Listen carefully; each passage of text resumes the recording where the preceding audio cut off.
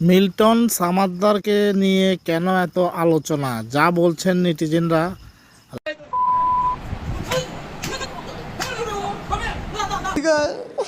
এর থেকে কোশ্চেন আর কিছু নেই ভাই, আমারও মারছে। টোকায় না যে তাদেরকে সে যে কী আচরণ করে সেটা এই থেকেই বোঝা যায়। যে লোকটি মারা গেল, অনেকের গরিব মানুষ হলে ভিতরে অনেক মারধর করতো। মোটা মোটা লাঠি মানে হকি স্টিক এগুলা যেগুলো মানে সবসময় ওদের কাছে প্রস্তুত থাকে। রাস্তার পাশে প্রতিবন্ধী ভব ঘুরে ও অসুস্থ বৃদ্ধদের খোঁজ পেলেই সেখানে ছুটে যান মিল্টন সামাদ্দার ও তার দল।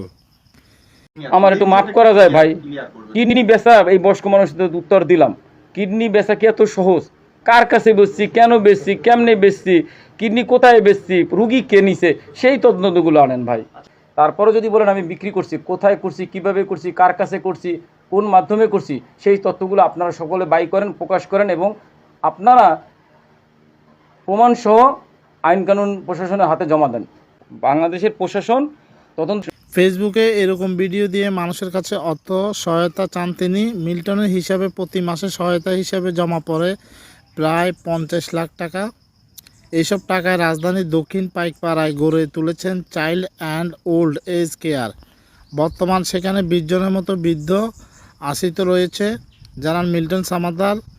আর সাভারে কেনা জমিতে নির্মাণ করেছে 6 তলা ভবন। সেখানে নারী, শিশু ও বৃদ্ধ পুরুষদের থাকা খাওয়ার ব্যবস্থা করা হয়েছে, যেখানে থাকছে 245 জনের মতো।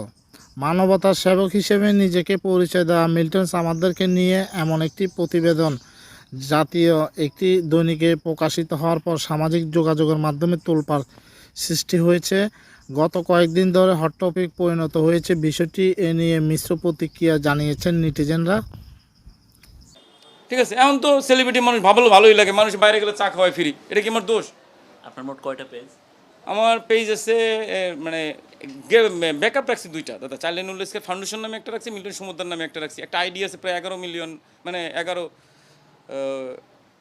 1.1 নিল আইডি, আর 2টা ভালো পেজ আছে।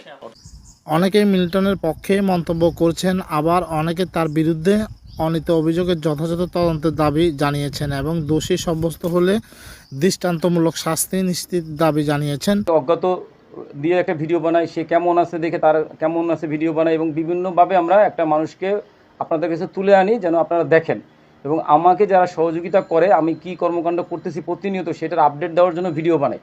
এই ভিডিও দেখে স্বেচ্ছায় মানুষে যে যা পারে সেই সাহায্য দান করে। কখনো কখনো আছে, যেমন আমি বাড়ি করার সময় বাড়ি করার জন্যই টাকা চাইছি আলাদা, আমাকে 10 টাকা দেন, একটা ইট কিনে দেন, 1 কেজি সিমেন্ট কিনে দেন, এরকম ভিডিও বা কথা বলে আমি মানুষের কাছ থেকে টাকা তুলে ওই বাড়িটা করছি। আমি যখন অ্যাম্বুলেন্স কিনছি ওইভাবেই করছি। এবং এছাড়া এই সম্পূর্ণ বিষয়টি আপনাদের কাছে কি মনে হচ্ছে, আপনাদের মূল্যবান মতামত কমেন্ট বক্সে জানাবেন। মিল্টন সামাদ্দার কি আসলে একজন সৎ ব্যক্তি না অসৎ, আপনারা আপনাদের কমেন্টে জানাবেন। আমাদের মতো এখানেই বিদায় নিচ্ছি। সবাই ভালো থাকবেন, সুস্থ থাকবেন। আল্লাহ হাফেজ।